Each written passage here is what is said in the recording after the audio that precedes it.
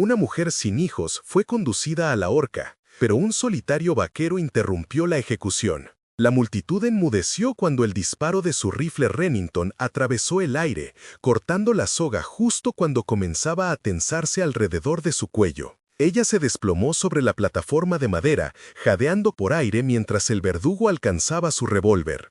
El polvo danzaba en la luz del amanecer, revelando una figura solitaria a caballo en lo alto de la colina, con el rifle aún humeante. 20 hombres armados giraron hacia él, sus dedos tensándose sobre los gatillos. El aire se espesó con el sabor metálico de la violencia inminente. La respiración entrecortada de la mujer era el único sonido que rompía el silencio. Este forastero acababa de desafiar no solo la ley, sino el juicio de todo el pueblo. Si fueras ese vaquero, con 20 rifles apuntando a tu pecho, ¿huirías a las montañas para salvarte o mantendrías tu posición por una mujer condenada por extraños? Tienes 3 segundos para bajar esa arma, forastero. Pero lo que sucedería en el siguiente latido cambiaría para siempre el destino de toda la región.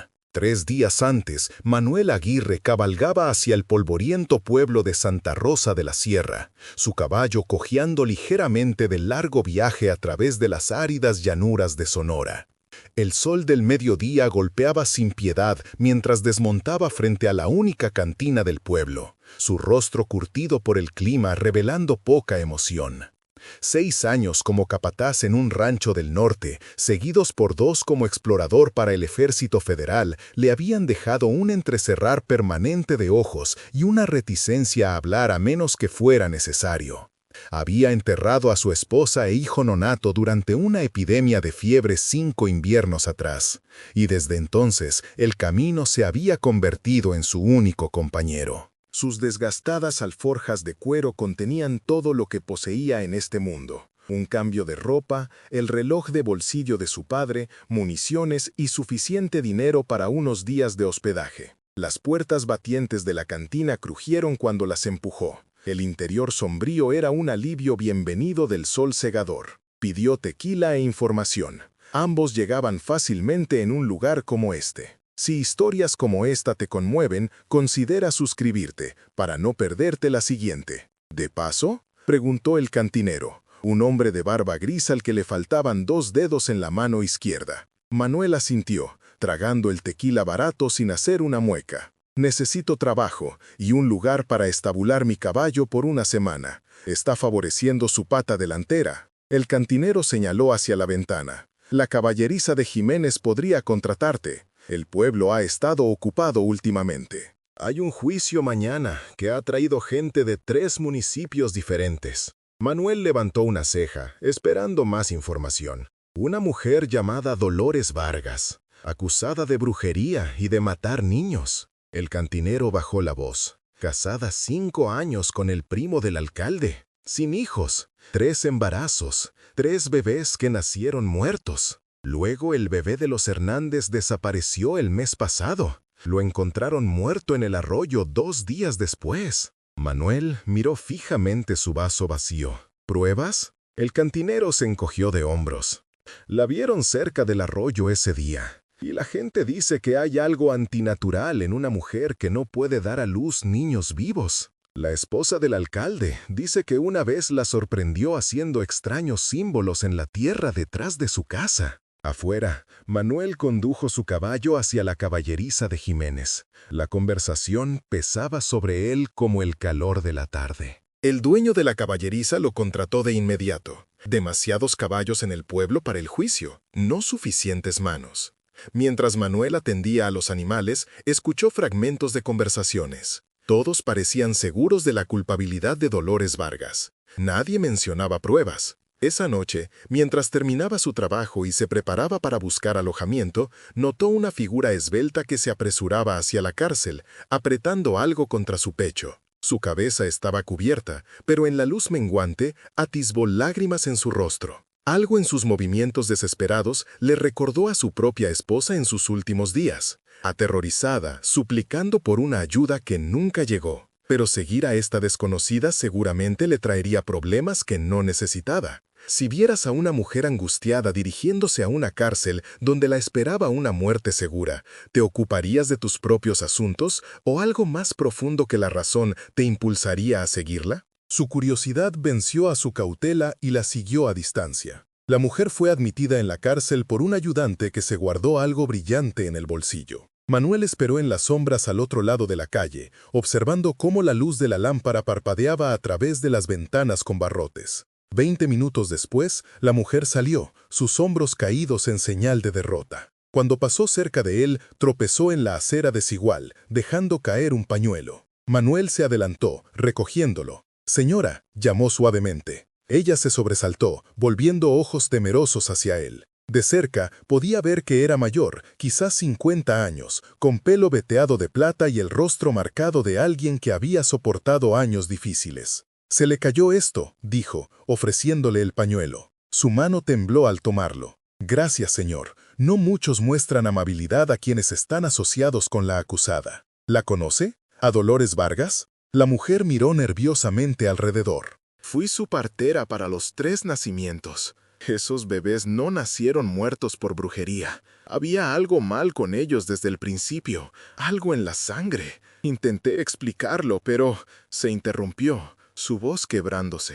Mañana la condenarán, y no hay nada que pueda hacer. Incluso he ofrecido todos mis ahorros al juez, pero se negó. La ley aquí parece segura de su culpabilidad», comentó Manuel cuidadosamente. Los ojos de la mujer se endurecieron. «La ley aquí es el alcalde Montero y el juez Castillo, quienes nunca han perdonado a Dolores por rechazar al hijo del juez antes de casarse. Y una mujer estéril es una bruja conveniente cuando mueren niños». Apretó su pañuelo con más fuerza. «Vine a darle consuelo, pero la colgarán mañana de todas formas. Que Dios se apiade de su alma». Mientras ella se alejaba apresuradamente, Manuel permaneció inmóvil en la calle oscurecida. No tenía ningún interés en los asuntos de este pueblo. La elección inteligente sería cobrar su paga por la mañana e irse. Pero algo en las palabras de la partera se había asentado en él como una astilla que no podía ignorarse. Había visto la justicia de frontera antes, cómo rápidamente el miedo se convertía en sed de sangre. Cómo fácilmente la gente abrazaba la crueldad cuando llevaba la máscara de la rectitud. Esa noche, Manuel no pudo dormir. Los sonidos de celebración se elevaban desde la cantina debajo de su habitación alquilada. Personas bebiendo por la condena que ni siquiera había ocurrido todavía. Antes del amanecer, se levantó y se escabulló a la caballeriza, donde revisó su rifle y ensilló su caballo, aunque su pata aún necesitaba descanso. Algo le dijo que podrían necesitar abandonar el pueblo rápidamente. El juicio comenzó a las 9 de la mañana. Manuel se paró en la parte trasera del juzgado abarrotado, viendo cómo Dolores Vargas era conducida, sus manos atadas, su rostro pálido, pero sereno. Era más joven de lo que había esperado, quizás 30 años, con cabello oscuro y ojos que parecían haber aceptado su destino. El juez Castillo, un hombre corpulento con un rostro como carne podrida, pidió orden. Lo que siguió no fue justicia sino teatro, testigos describiendo la esterilidad antinatural de Dolores, su presencia cerca del arroyo, hierbas extrañas en su casa. La fiscalía presentó una muñeca de trapo con marcas toscas, supuestamente encontrada cerca del bebé muerto. El abogado defensor, claramente cumpliendo con el trámite, llamó solo a la partera, quien testificó sobre las complicaciones durante los nacimientos. La multitud murmuraba enojada durante su testimonio. El juez Castillo frecuentemente la interrumpía con preguntas escépticas. Cuando mencionó nacimientos similares de bebés muertos en otras familias que se habían casado entre primos, el juez golpeó su martillo y declaró su testimonio irrelevante. A Dolores misma se le permitió hablar brevemente. «He llorado a 3 hijos propios», dijo, su voz firme a pesar de sus circunstancias. «Nunca lastimaría al hijo de otra mujer. Estaba en el arroyo recogiendo corteza de sauce para la fiebre de mi esposo. Encontré al bebé de los Hernández ya muerto, boca abajo en el agua. Intenté salvarlo, pero...». Sus palabras fueron ahogadas por gritos desde la galería. El jurado deliberó durante menos de 10 minutos. El veredicto fue unánime. Culpable. El juez Castillo, con satisfacción apenas disimulada, la sentenció a la horca inmediatamente. Si vieras a una persona inocente condenada por el odio disfrazado de justicia, ¿te alejarías para salvarte o te enfrentarías a la corriente, incluso si eso significaba convertirte en un objetivo? Mientras la multitud se dirigía hacia la horca apresuradamente construida en la plaza del pueblo, Manuel se escabulló. Su mente corría. No tenía prueba de la inocencia de Dolores, solo instinto y el testimonio de la partera. Interferir lo convertiría en un criminal a los ojos de la ley. Sin embargo, no hacer nada lo convertiría en algo peor a sus propios ojos. Condujo su caballo alrededor de los edificios, abriéndose camino hacia una cresta que dominaba la plaza donde se levantaba la horca. Dolores ya estaba siendo conducida por los escalones, una capucha negra en la mano del verdugo. La multitud había crecido a más de 100 personas. Algunas habían traído a sus hijos para presenciar lo que llamaban justicia. Manuel se posicionó cuidadosamente, calculando distancia y viento. Tenía una oportunidad, y si fallaba, 2 vidas terminarían hoy. El alcalde Montero estaba leyendo los cargos con una voz presuntuosa que se elevaba por toda la plaza.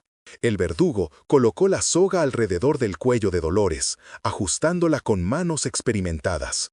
Manuel levantó su Remington, estabilizando su respiración como le habían enseñado durante la guerra. Apuntó no a ninguna persona, sino a la cuerda misma, donde estaba asegurada sobre la trampilla. El verdugo alcanzó la palanca. Manuel apretó el gatillo. El disparo resonó por toda la plaza, mientras la bala cortaba la cuerda. Dolores cayó a través de la trampilla, pero solo un pie antes de golpear el suelo debajo de la plataforma, la soga repentinamente floja alrededor de su cuello. Por un momento, un silencio atónito mantuvo a la multitud. Luego estalló el caos. Hombres alcanzaron sus armas, mujeres gritaron, los niños fueron alejados rápidamente. 20 hombres con armas, ayudantes, vigilantes y ciudadanos preocupados se volvieron hacia la fuente del disparo. «Allí, en la cresta», gritó alguien. Manuel ya se estaba moviendo, guiando su caballo por un sendero empinado hacia la horca. Disparó 2 veces más al aire, causando más confusión. Llegando a la plaza, condujo su caballo a través de la multitud que se dispersaba, saltó de la silla a la plataforma de la horca y levantó a Dolores. «No me conoces», dijo rápidamente, cortando sus ataduras con su cuchillo de caza. «Pero creo que eres inocente. Ven conmigo ahora o muere aquí». Sus ojos, abiertos por la conmoción, estudiaron su rostro por un latido antes de que asintiera. La voz del alguacil se elevó por encima de la confusión. «Tienes 3 segundos para bajar esa arma, forastero, o te derribaremos donde estás». Manuel ayudó a Dolores a subir a su caballo, luego montó detrás de ella. Levantó su rifle nuevamente, sin apuntar a nadie específicamente, pero dejando clara su intención de defender su escape. «Esta mujer merece un juicio real, no un linchamiento disfrazado de ley». «Uno», contó el alguacil, con su propia arma levantada. La partera de repente se abrió paso entre la multitud. «Esperen, tengo pruebas». Sostenía un pequeño diario de cuero, de los registros médicos del doctor Vargas. El bebé de los Hernández tenía la misma enfermedad de la sangre que los hijos no natos de Dolores. «No fue asesinato, fue la misma enfermedad». 2. El dedo del alguacil se tensó en el gatillo. «El alcalde Montero sabe que esto es verdad», gritó la partera desesperadamente.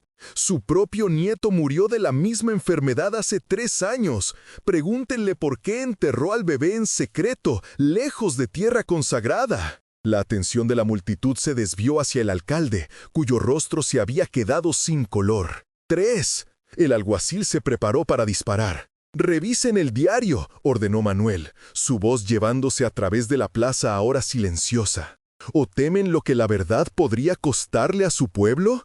¿Es su justicia tan frágil que no puede soportar examinación?» El alguacil dudó, mirando hacia el alcalde en busca de dirección. En ese momento de incertidumbre, otra voz se elevó desde la multitud. «Mi hijo murió de la misma manera», llamó un campesino curtido, dando un paso adelante. «Nació azul, nunca respiró bien, igual que el hijo de mi hermano antes que él». Un murmullo se extendió por la reunión. Otra voz se unió. Los gemelos Contreras también, el invierno pasado. El juez Castillo golpeó su bastón contra la plataforma de la horca. ¡Silencio! Esto no cambia nada. El niño de los Hernández fue encontrado ahogado, no muerto por enfermedad. Entonces explique por qué se negó a permitir que el doctor Mendoza examinara el cuerpo. ¿Por qué el entierro apresurado? ¿Por qué amenazó al sepulturero cuando hizo preguntas sobre los moretones? La tensión en la plaza cambió palpablemente. Algunos hombres bajaron sus armas, la incertidumbre reemplazando la convicción en sus rostros. El alguacil parecía cada vez más incómodo, atrapado entre el deber y la duda creciente.